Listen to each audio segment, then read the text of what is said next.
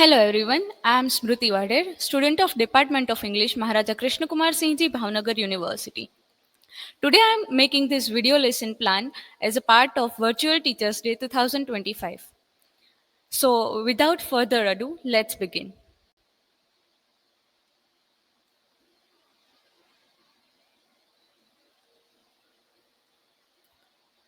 So my today's topic is When Words Become Weapons, Orwell's Politics and the English Language by George Orwell. Uh, these are my personal information. And let's begin with a simple but powerful idea that language shapes thought. The title of our session today is capturing the essence of George Orwell's essay. Orwell argues that words can be used not just to communicate, but to manipulate, hide truths, and even control entire societies. Think about how political slogans, advertisements, or even news headlines influence our feelings and decisions. Orwell believed that when language is misused, it becomes a weapon, and that's what we'll explore today. So, this is introduction. George Orwell wrote his essay in 1946, right after World War II, a time filled with propaganda and political lies. His key observations are the decline of English language. Isn't natural. It's a result of political corruption and lazy thinking. The second observation of him is politicians deliberately use unclear, inflated, and vague words to hide what's really happening. And the third observation of him, in which he mentioned in his essay, is ordinary people then copy these bad habits, making them worse over time. Orwell's goal was to wake us up. He believed that if we consciously work to simplify and clarify language, we can think more clearly, resist political manipulation, and protect truth in society. But can you think of a time when something sounded complicated or fancy but didn't really say anything clear?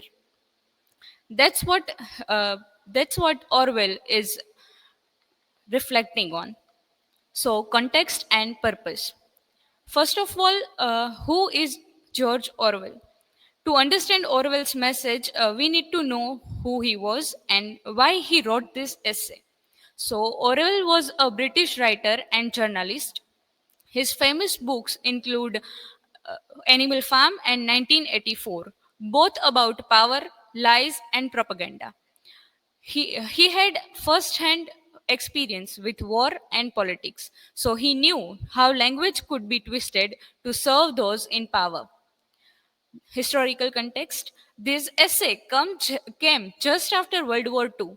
During the war, propaganda was everywhere. Governments carefully chose words to influence people. After the war, Orwell noticed that this manipulative use of language had not disappeared. In fact, it had grown. His purpose to write this essay was Orwell wanted to show us that bad language isn't just ugly writing. It actually affects how we think and how politics works. If we fix our language, we can fix our politics and our society. The central problem, which he mentioned in his essay, he noticed our language is in a bad way. Here's Orwell's main claim: English is decaying. Why? Political corruption and bad writing habits. Politicians use language to hide the truth. For example, saying there were casualties instead of 20 civilians were killed is a propagandic use of language, and that what makes political corruption in language. Second is bad writing habits. People copy lazy cliche phrases without thinking, and this creates a vicious cycle of foolish thoughts make bad writing, and bad writing makes foolish thoughts. But Orwell says there's a hope.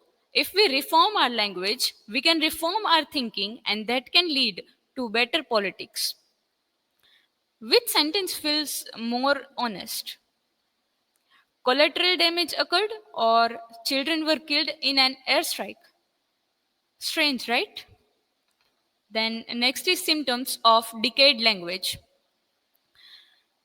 Orwell identified 5 warning signs that tell us when language is decaying. Let's break them down with examples. Dying metaphors. Overused phrases that no longer create vivid images like heel, toe, toe the line, hotbed of activity are we can consider that as dying metaphors. Then, second is verbal false limbs.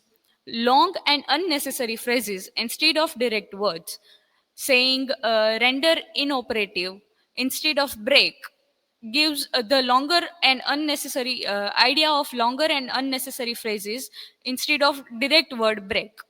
Then, pretentious diction. Using big fancy words to sound smart and important is a pretentious diction. That is also a main issue Orwell identifies. Then, meaningless words. Words like freedom, justice, or democracy that are used vaguely and can mean anything. The last one is passive voice overuse. Sentences that hide responsibility. For example, mistakes were made instead of we made mistakes. These are some of symptoms of issues of decayed language.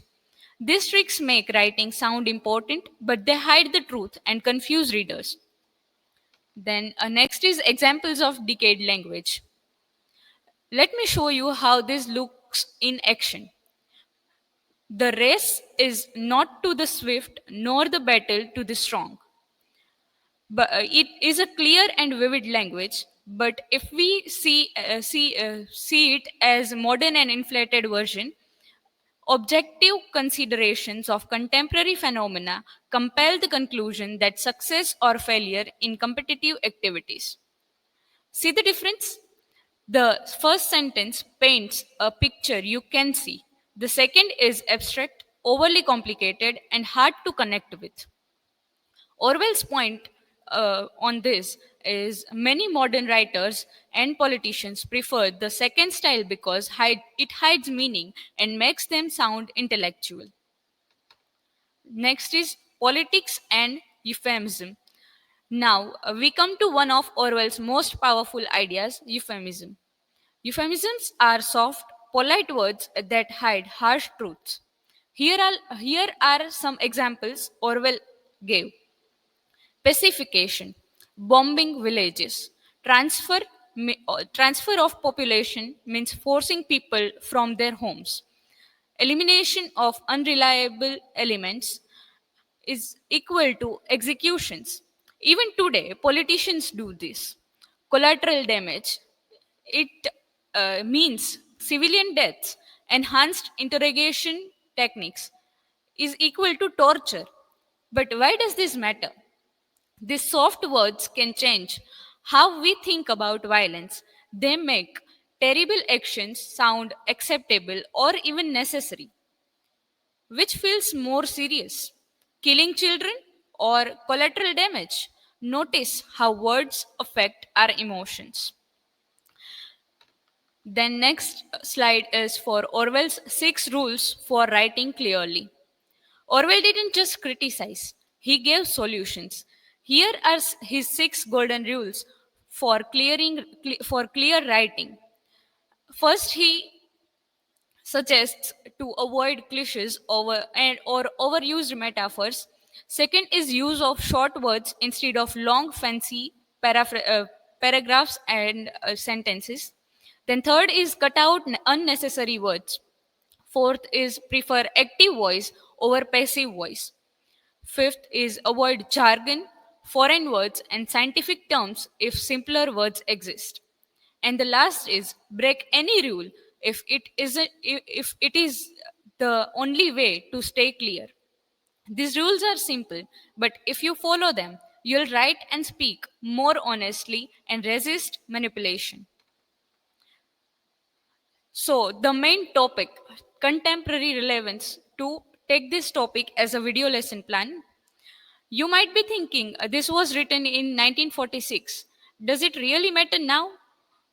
The answer is absolutely yes. Today, we see the same problems Orwell warned us about. Fake news spread through emotional vague language. Politicians use Politicians use euphemisms to avoid blame. Advertisers use tricky words to make products seem better than they are. The examples are alternative facts is equal to lies, collaboration changes is equal to fights or conflicts, and collateral damage is equal to civilian deaths. Even in India, debates about whether English or local languages should dominate are deeply political. Language always connects to power. Why this essay matters today? So, why should we care? Because Orwell's warning is timeless.